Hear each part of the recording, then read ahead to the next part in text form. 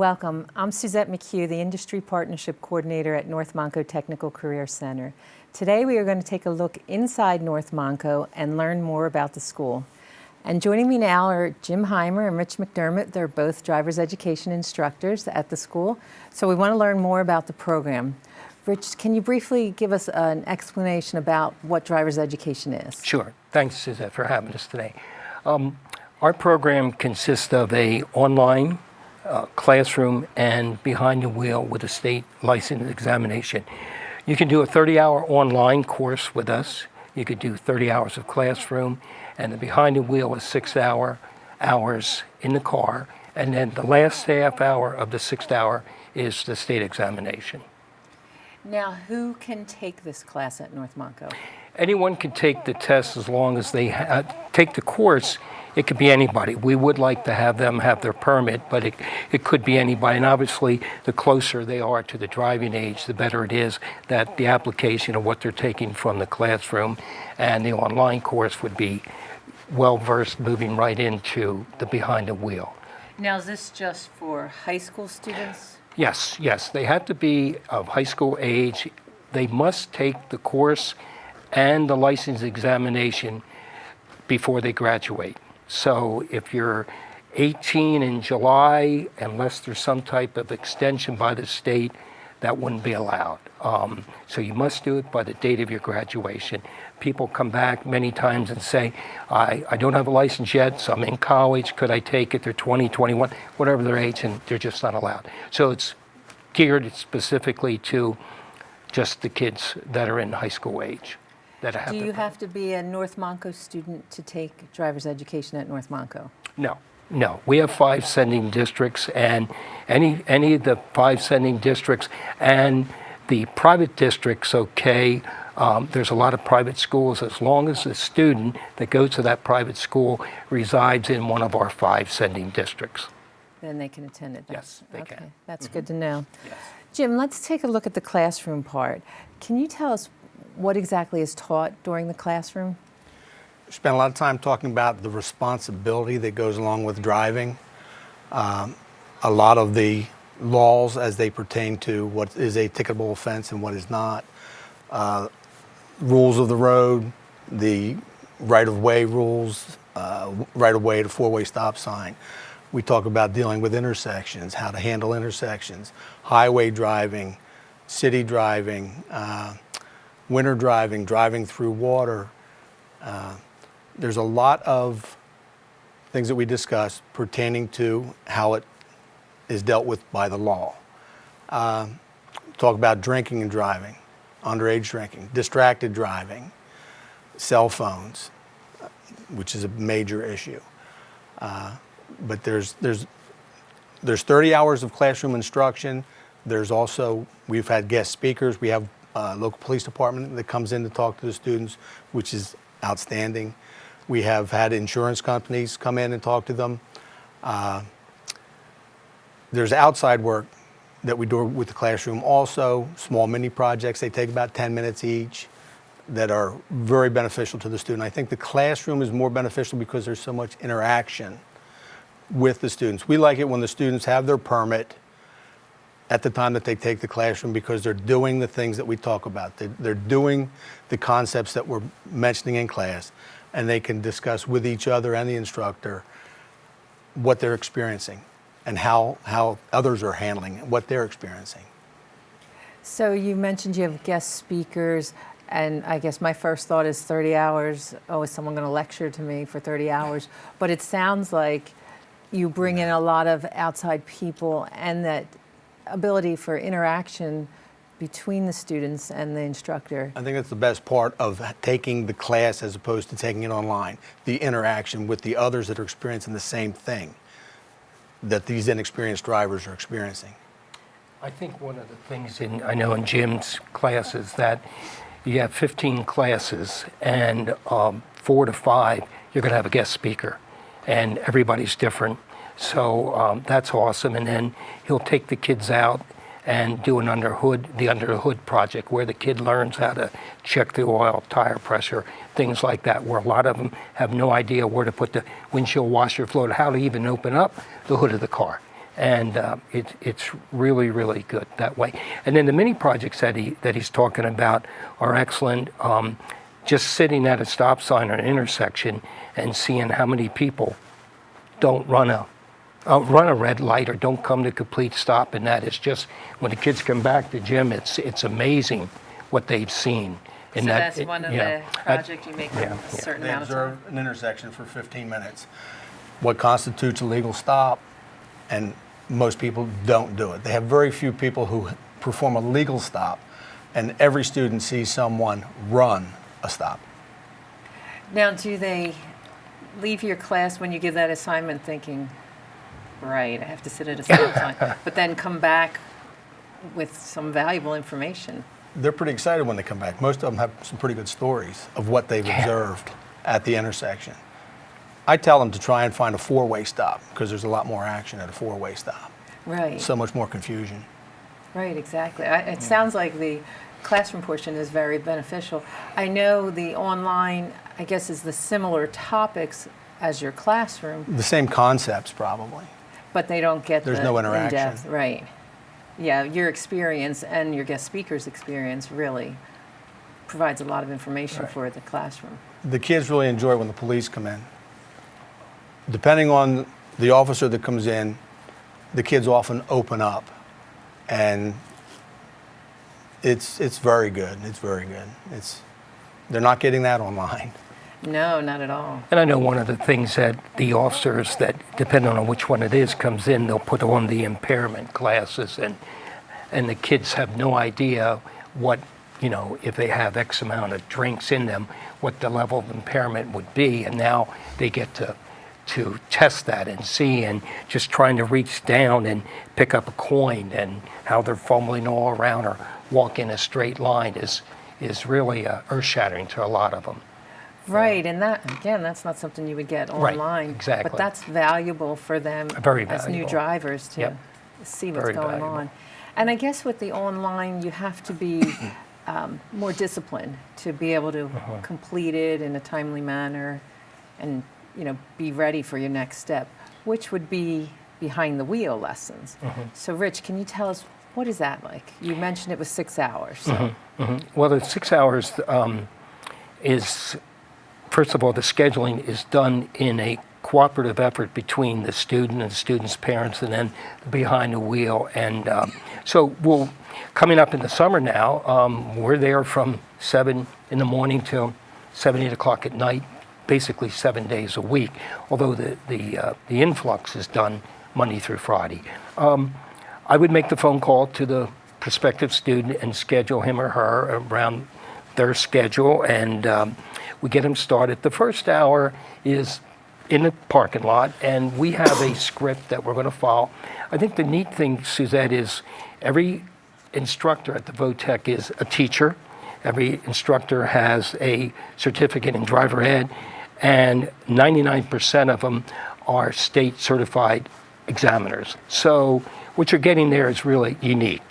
There's only, I think at the last meeting we were told by the state there's only 250 some state examiners like that in an educational setting. So it's really different. And anyway, the first lesson is in the parking lot over basic skills that you have to have in order to perform out on the road. The second hour, and that first hour is basically right turns, left turns, backing up, 3-point turns, perpendicular parking, parallel parking, and then we're going to take the kid out, and we're not trying to hide the state exam, so most of us in hours 2, 3, and 4 will expose the student to the exam. What is it like? Take you through. So there's no hidden objectives here. They know the course inside and out by the time they take it. We'll work on lane changes, will be a lesson, moving from one lane to the other. We'll work on 202 or 309, the ramps. We'll do the Borough of Lansdale, four-way stops, railroad tracks, pedestrian crossings. All those types of things are brought into these 6 hours. What about toll roads? The unfortunate thing is we have a radius that we're allowed to do, and we kind of stick to that radius, 10 plus miles, and we don't go on the toll road. But I don't know if I'd want to go on the Northeast Extension right now, but anyway, that would be left up to the parent. And on the student, in order to take the state exam, must have completed 65 hours, which the parent will sign off on. We can't test the student until they've signed off on that 65 hours. And 10 of those hours have to be nighttime driving, and 5 hours with some form of inclement weather. So, we can't always, with the summer months coming up, guarantee a student a nighttime driving slot just because of the daylight saving, that stuff. So a lot of that, the state has put back on the parent, that when you come, you should have your 65 hours or pretty close to it. Right. I know sometimes the parents say, aren't you going to take them out in the bad weather and all that? But really, because it's a year-round process, you may not hit bad weather when you have that student. Exactly. Our kids that come in the fall, when we lose in November, when we lose the hour of daylight savings time, I mean, they're basically, it's after school, obviously, and most of them are driving total darkness compared to our kids that come now. But it's just the way it works out. Right, exactly. With the time of the year.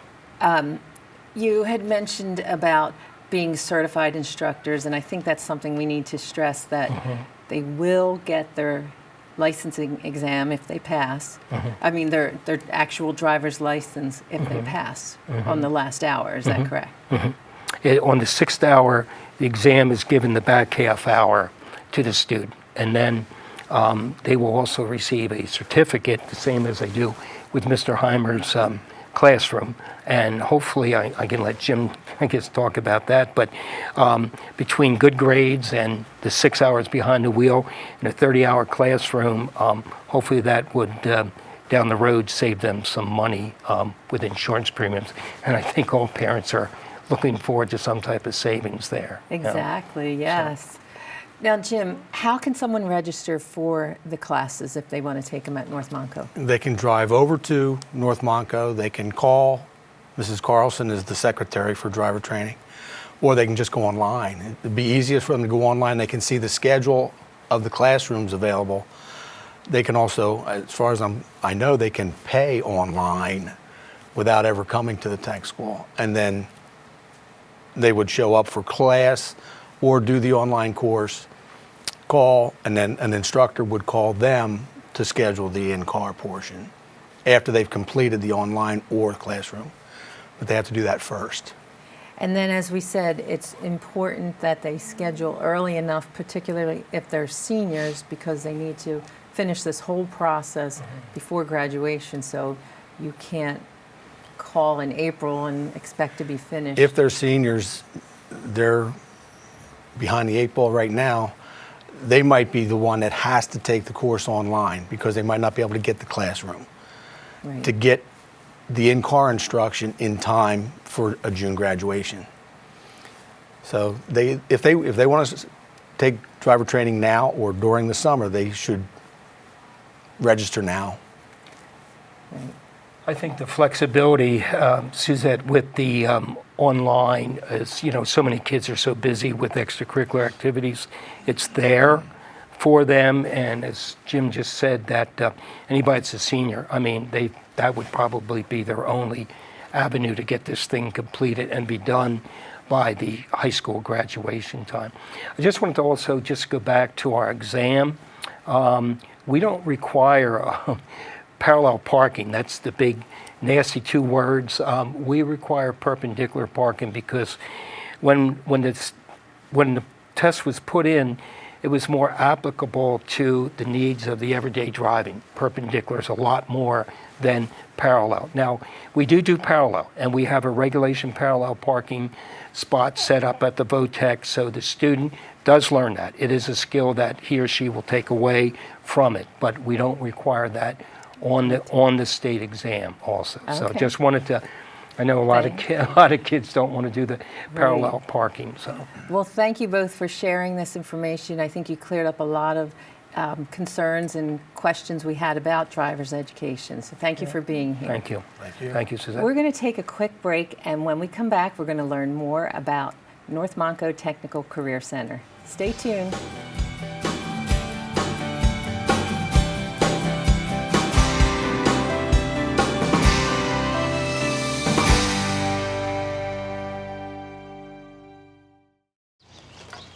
know what, guys? There's a lot of tree branches and dry brush over here. We should probably move the bonfire over there.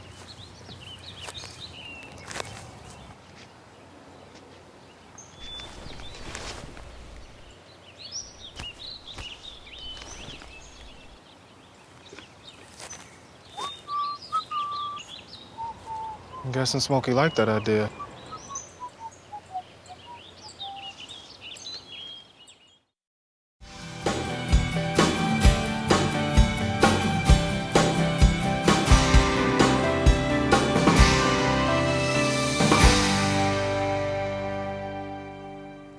Welcome back. I'm Suzette McHugh, and today we are taking a look inside North Montco Technical Career Center.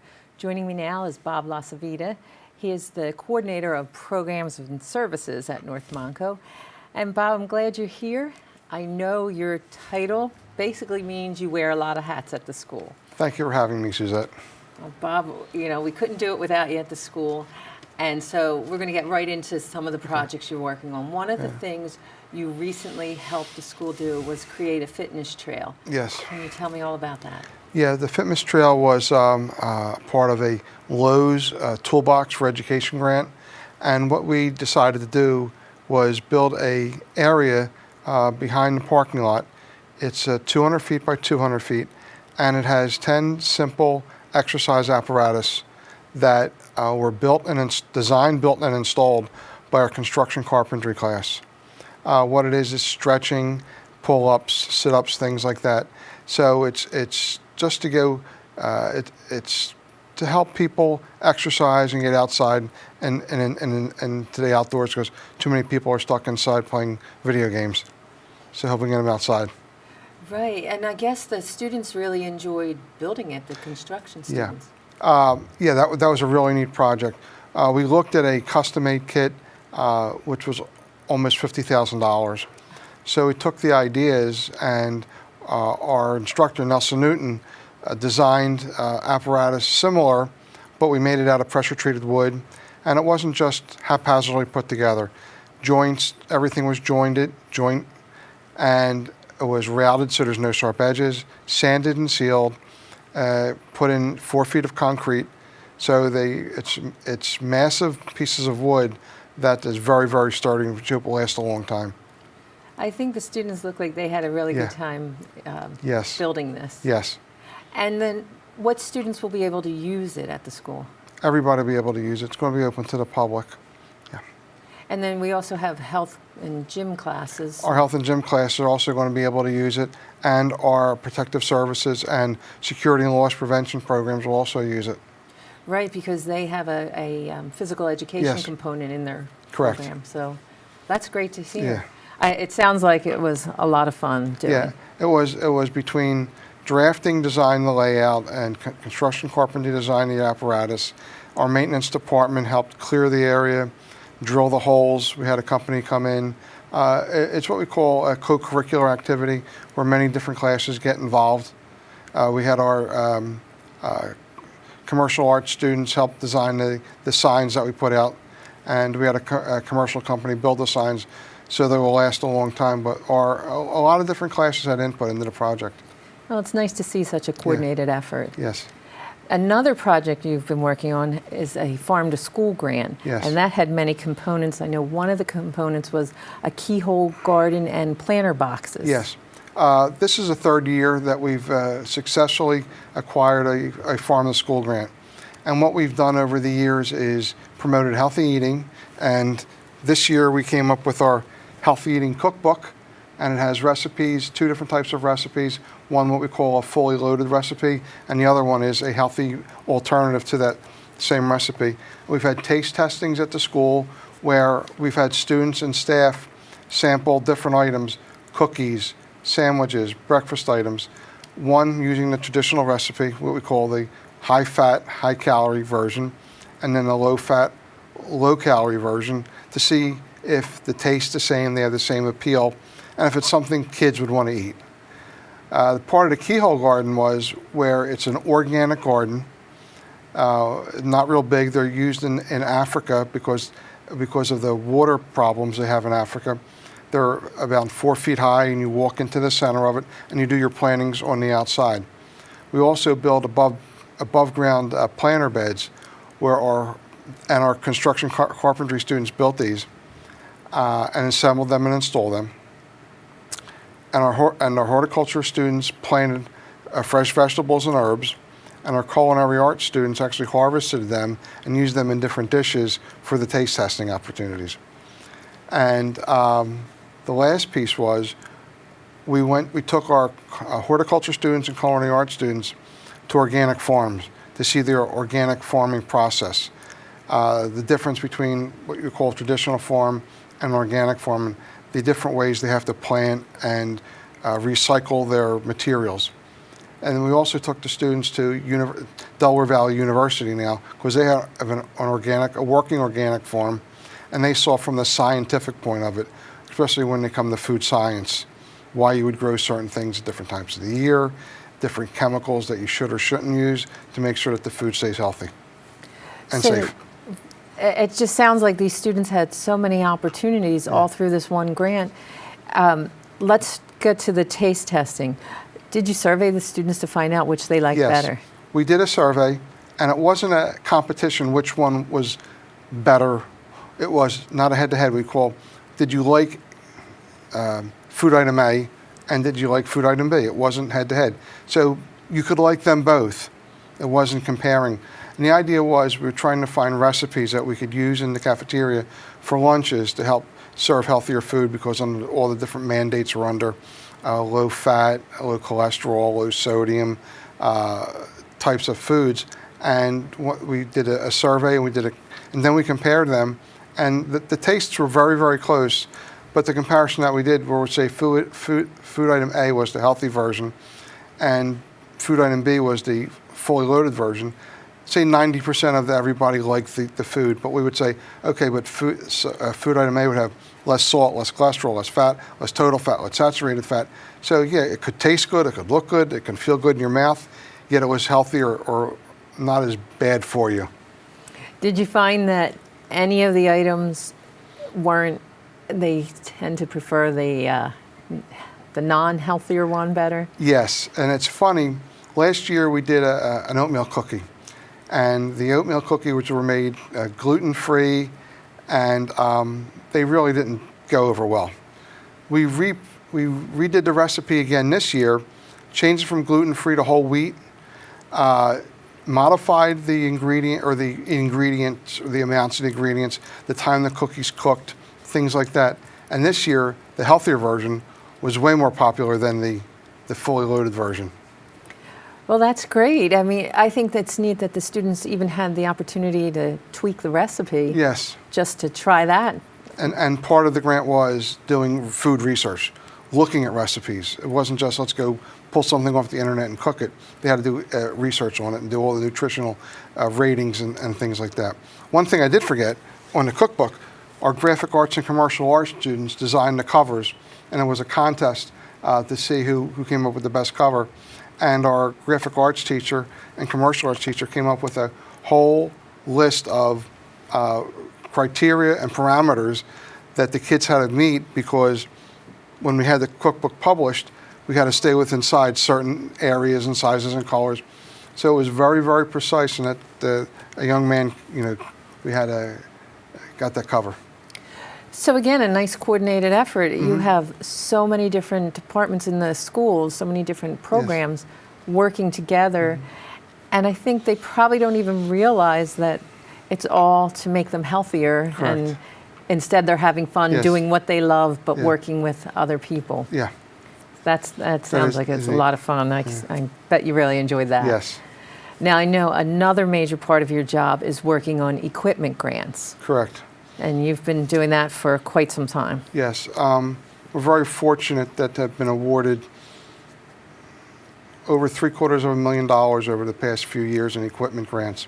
They're matching grants, where the state will give North Montco $100,000 and we have to match it with $100,000.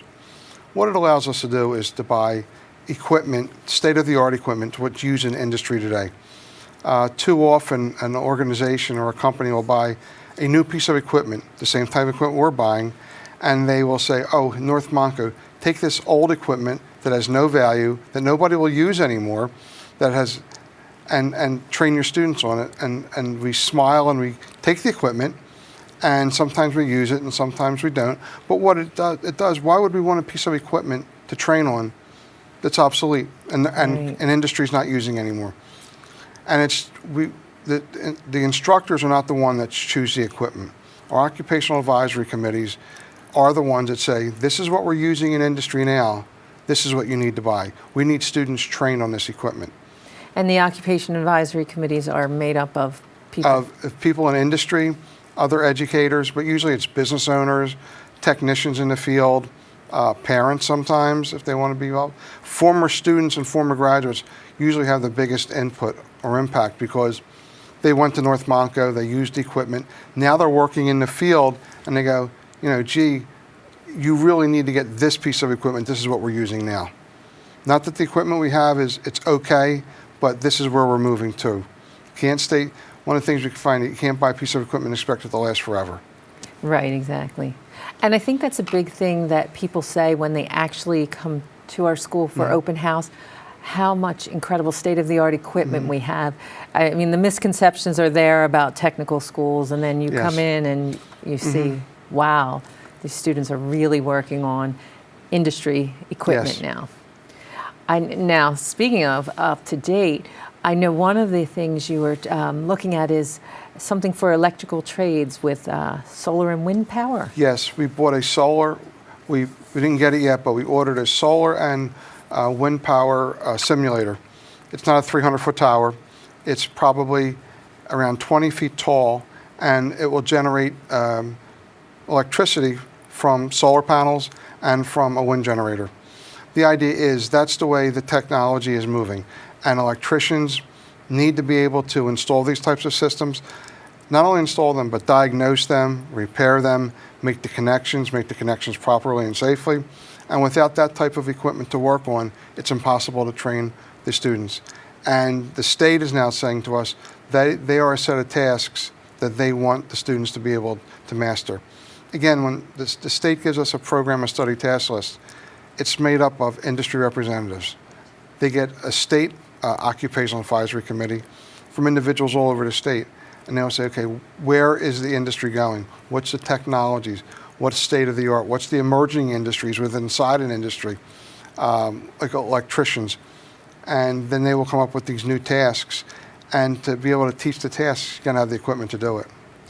Right, so again, you don't want the outdated equipment, and it sounds like the school is also looking into the future and doing, like you said, the emerging technologies, Yes. which is, it's great for our students. Absolutely. We only have about a minute left, Okay. but can you just briefly tell us about some of the certifications students can earn? Yeah. One of the things that the state is pushing us is industry recognized certifications for our students. Before we even do that, our programs need to be certified by an outside organization. They come in, they review our curriculum, our facilities, teaching credentials, everything. Budgets, safety, and then once we get those accreditations, the students can then sit for their organization's certifications. Again, these are what we call industry recognized. So if it's NATEF or ASE, Pennsylvania State Inspection, Print Ed, these are recognized certifications that employers want people to have. So it'll make our students more employable Absolutely. and give them the edge when they're going out in the Absolutely. world. Yes. I think that's wonderful. I also know you mentioned to me that companies send their employees to North Montco. Correct. We do a lot of customized job training. Hunter Engineering, we're a satellite training center where they come in for alignment and wheel and brake service training equipment. We have Fanuc Robots, we're going to be a training center. And just recently we were a approved welding remote training testing center where if you want to get specific welding certifications, we can do that. Off-site, we have a proctor who can certify our equipment how to be calibrated and certified. So if somebody takes a welding test and they unfortunately do not pass it, they can't come back and blame the equipment. So there's a lot of steps, there's a lot of little things that individuals don't realize that we need to get through. They just don't give you a certificate for saying North Montco has nice equipment or the Right. instructors are certified, the equipment's got to be in shape too. A lot of great information, Bob. you. That's why you wear so many hats. Thank you. You for joining us today. A lot taking place at North Montco. So if you'd like to learn more, give us a call at 215-368-1177 or visit our website, nmtcc.org. For North Montco Technical Career Center, I'm Suzette McHugh. Thank you for watching.